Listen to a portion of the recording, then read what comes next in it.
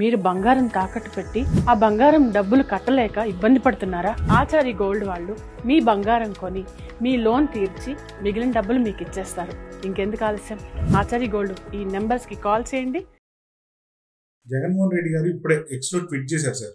కృష్ణాష్టమి రోజు కష్టాలు ఎక్కువ, ధర్మం ఎప్పటికైనా గెలుస్తుంది, అధర్మం చాలా తక్కువ రోజులు ఉంటుంది. ఇది పులివెందుల జెడ్పీటీ ఎలక్షన్స్కి తగ్గట్టుగా ఏమైనా రిలేటెడ్గా చేశారంటారు సార్? అంటే ఒకటండి, సందర్భానుచితం సముచితమైన మాటలు, ఓ మంచి మాట. అది ఎలా ఉంటుందంటే ఎవరికి తగలాలో చదువుతుంటే.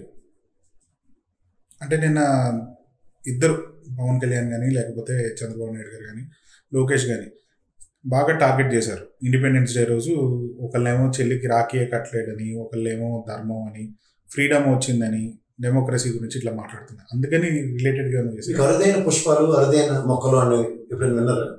అలా జనతా గ్యారేజ్ సినిమా చూడండి, అందులో చెప్తారు అరుదైన మొక్కలు.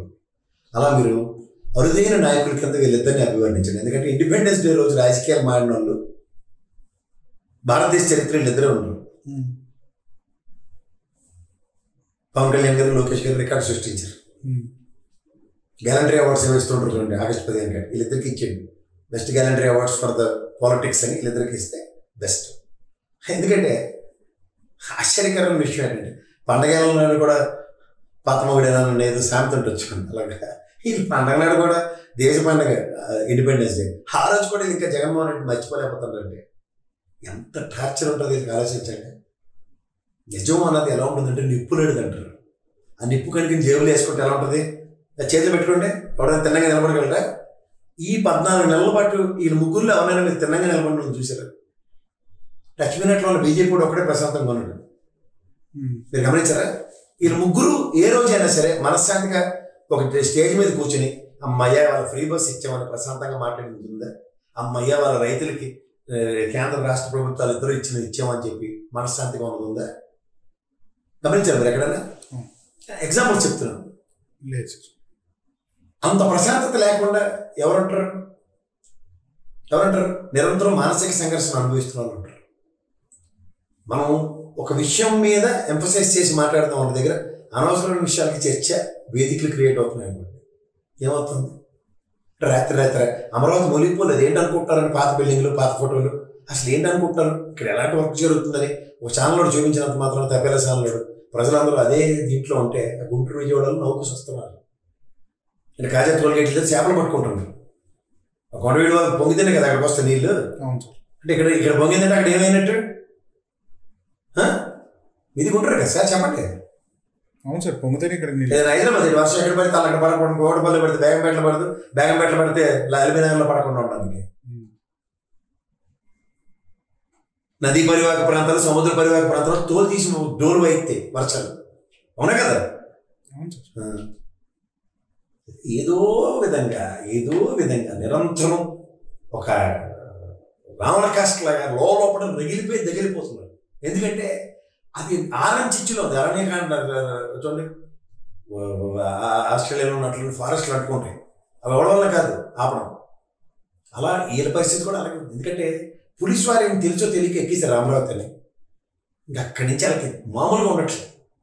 37 ఏళ్ళగా మనం ఏం చేయక్కర్లే ఆల్కాలని. ఈ మధ్యలో ఏంటంటే చూడు, అత్తగారు తిట్టిందని కదా, తోడుకోళ్ళు నవ్విందని ఒక సామెత ఉంటుంది చూడండి. అలా అమరావతి మీద ఎవరు మాట్లాడినా దాని మీద వీళ్ళకి బాధ వచ్చేస్తుంది. మీకు అర్థమవుతుందా? అమరావతి దేవతలు రాజధాని అని మాకు తెలియవాలి, అందరికీ తెలుసు. కానీ అక్కడ what exactly is taking place అని దాని మీద మాట్లాడమంటే, వీళ్ళు చేయవలసిన పనుల మీద వీళ్ళు మాట్లాడమంటే, శాశ్వత రాజధానిని గజెట్ తెమ్మంటే తప్పని చేస్తారు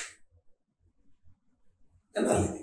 సో అప్పుడైనా సరే చంద్రబాబు నాయుడు గారు కానీ, లేదా జగన్మోహన్ రెడ్డి గారు కానీ, లేదా పవన్ కళ్యాణ్ కానీ, లేదా లోకేష్ గారు కానీ ఆవేశభరితమైన ట్వీట్లు ఏమైనా పెట్టారంటే వీటన్నిటికీ జగన్మోహన్ రెడ్డి గారు ఒక ప్రెస్ మీట్ వెళ్తారు. ఆ ప్రెస్ మీట్ దగ్గర ఇప్పటికి కూడా గాంధారి దుర్యోధన తడుక్కున్నట్టే ఉంటుంది. అది దీనికి సమాధానం చెప్పలేరు.